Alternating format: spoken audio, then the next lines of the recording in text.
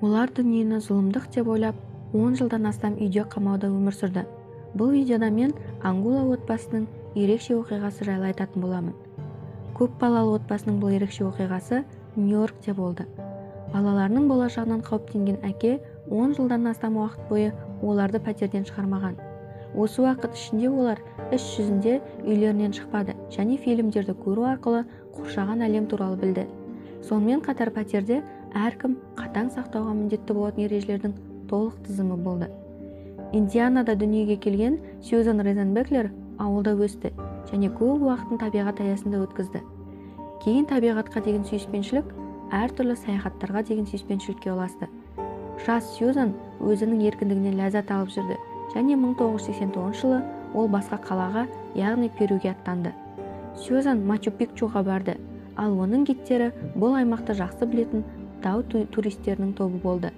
Онымен бірге келген туристердің бірі Оскар Ангула деп аталды. Сьюзан мен Оскар бірден романтикалық қарым-қатынасты бастады. Бұл бір көргеннен махаббат сияқты болды. Ерлі-зайыптылар 1-2 айдан кейін үйленді. Содан кейін олар бірнеше жыл көшпелі өмір сүріп жүрді. Оскар Харе Кришна діни қоғамдастығының мүшесі болды. Сьюзан да кейін осы қауымдастықтың табынушысы болды. Нәтижесінде біраз уақыттан кейін олар қоғамдастықтан шығып кетті. 1991 жылы ерлі-зайыптылардың тұңғышы дүниеге келіп, саяхаттаудан бас тартуға мәжбүр болды. Олар индуизм мифологиясының құдайының құрметіне қызға Вишну есімін беруді ұйғарды. Олар баламен бірге Батыс Вирджинияға көшті. 1999 жылдары Сьюзан мен Оскардың 7 баласы болды. Оскар бастапқыда отбасын Скандинавияға көшіруді жоспарлаған, бірақ олар Манхэттендегі тұрғын үй көшеніне қоныстанды. Онда 4 бөлмелі кең пәтер болды. Оның терезелері Нью-Йорктың биік ғимараттарына қарайтын еді. Ол жаққа көшіп барғаннан кейін Оскардың мінез-құлқы айтарлықтай өзгере бастады, бірақ өкінішке орай жақсы жаққа емес. Оскар бұл дүние жайлы емес, тіпті қауіпті деп ойлай бастады. Ол оның балалары есейген кезде жаман жолға түсуі мүмкін деп сенді, және ол мұның бәрін болдырмаймын деп шешті. Уақыт өте келе оның паранойясы күшейе түсті. Содан кейін ол балаларын құтқару жоспарын ойлап тапты. Ақырында Оскар бүкіл отбасын пәтерге қамап, әрқашан есіктің кілтін өзімен бірге ұстап жүруді шешті. Оның ойынша, ол балаларды зиянды дүниеден осылай ғана қорғайды. Пәтерде белгілі бір ережелердің тізімі қолданыла бастады. Оны әр бала сөзсіз орындауға тура келді. Отбасының барлық мүшелеріне шаштарын қиюға қатаң тыйым салынды. Ер адамның айтуынша, шашта адамның барлық күші бар. Кез келген бөгде адамдармен, тіпті өз көршілерімен сөйлесуге де, пәтерге бейтаныс адамдардың кіруіне және көшеге шығуға қатаң тыйым салынды. Оскардың айтуынша, ол жерде жаман адамдар, зұлым және қауіпті әлем бар. Оскар мен Сьюзан барлық балаларын үнді мифологиясындағы есімдермен атады. Балалардың ерекше есімдері олардың пікірінше отбасына бірегейлік берді. Оскар балаларын өмірдің қарапайым қуаныштарынан айырды. Оларды қарапайым балалық пен еркіндіктен айырды. Балалардың әлемі тек пәтердің қабырғаларымен шектелді. Олар үйлерінің сыртында не бар екенін тек бейнекассеталардағы фильмдерден білді. Отбасында фильм көру артықшылықтардың бірі болып саналды және балаларға қатты ұнады. Оскар күн сайын балаларына сыртқы әлем қауіпті және ондағы адамдар зұлымдықтың серіктесі екенін миларына сіңіріп отырды. Олар оған сенді. Әйелі Сьюзан да белгілі бір ережелерге бағынды. Әйелге бейтаныс адамдармен, тіпті отбасымен араласуға тыйым салынды. Оскар мен Сьюзан барлық балаларының туған күндерін нақты білмеген, өйткені ол әйелін өзі үйде босандырған және еш жерде тіркелмеген.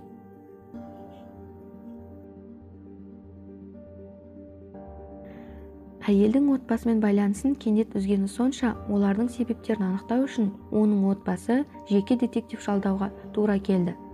Балалардың еш қайсысы мектепке бармады, үйде оқыды. Сьюзанның өзі балаларын оқытты.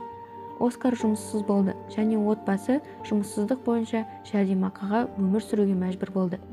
Мемлекет Ангула отбасының барлық балаларының бар екендігін туралы білмеді. Ресми тіркелген балалар мемлекеттік төлемдерге құқылы болды. Балалар жасөспірім болғанда, Оскар жылына бір рет бәрін қалалық саябақтардың біріне апарды. Бірнеше сағатқа созылғанына қарамастан, бұл балалар үшін шынымен керемет уақыт болды. Уақыт өте келе ағайындылар Оскарға пәтерден тыс өмір туралы көбірек сұрақтар қоя бастады.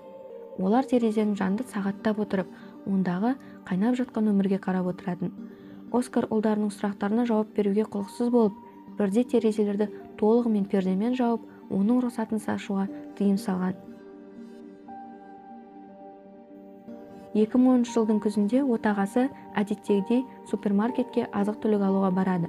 Осы кезде ағайындылардың бірі 15 жастағы Мукунда пәтерден өз бетімен шығуға шешім қабылдайды. Көп қабатты үйден шыққан Мукунда адасып қалудан қорқып, үйінен алысқа бармауды ұйғарды.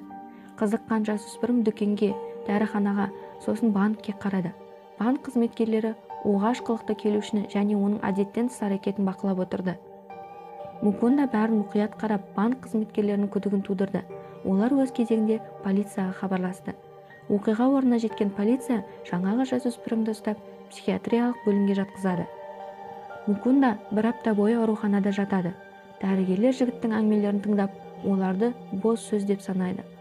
Ол үйден бірінші рет шыққанын және оның 5 ағасы мен әпкесі барын, олар да үйден жалғыз шықпайтынын айтты. Нәтижесінде жігіт бостандыққа шығады.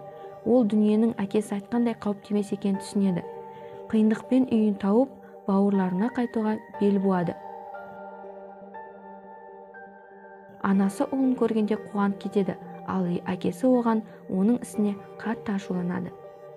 Оскардың беделі бірден құлап кетеді. Ол енді жігіттерді үйде ұстап, зұлым дүние туралы әңгімелермен қорқыта алмады. Осы сәттен бастап барлық балалар үйден аман-есен шығып, көшеде жүре алатын болды. Жасөспірімдердің алдында үлкен және белгісіз әлем ашылды. Мукунда Оскарға енді оны әкем деп санамайтынын және ережеге бағынбайтынын айтты. Жігіттер үнемі бірге серуендеп, оған шексіз риза болып жүрді. 2015 жылы ABC News телеарнасы Сьюзанның отбасы және немерелермен кездесуін ұйымдастырды. 2015 жылдың 19 маусымда Ангула отбасының ерекше тарихын баяндайтын Волчья стая деректі фильмі жарық көрді. Сьюзан Оскармен ажыраспады, бірақ фамилиясын қыздың атына ауыстырды.